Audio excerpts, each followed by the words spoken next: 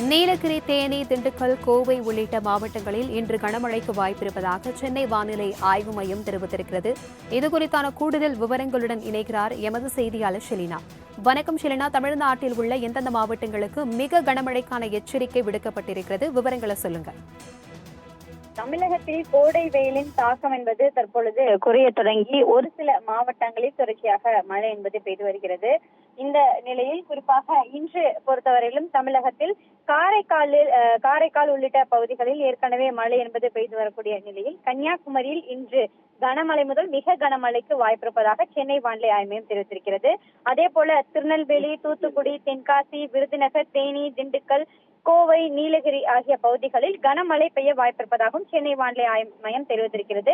மீதம் இருக்கக்கூடிய மாவட்டங்கள், அதாவது சென்னை, திருவள்ளூர், காஞ்சிபுரம், செங்கல்பட்டு ஆகிய மாவட்டங்களை பொறுத்தவரையிலும் மிதமான மழைக்கு வாய்ப்பிருப்பதாகவும் சென்னை வானிலை ஆய்வு மையம் தெரிவித்திருக்கிறது. இன்றிலிருந்து குறிப்பாக 18ஆம் தேதி வரையிலும் தமிழகத்தை பொறுத்தவரையிலும் ஒரு சில மாவட்டங்களில் கனமழை முதல் மிக கனமழைக்கு வாய்ப்பிருப்பதாகவும், ஓரிரு மாவட்டங்களில் மிக கனமழை முதல் அதி கனமழை வரையிலும் வாய்ப்பிருப்பதாகவும் சென்னை வானிலை ஆய்வு மையம் தெரிவித்திருக்கிறது.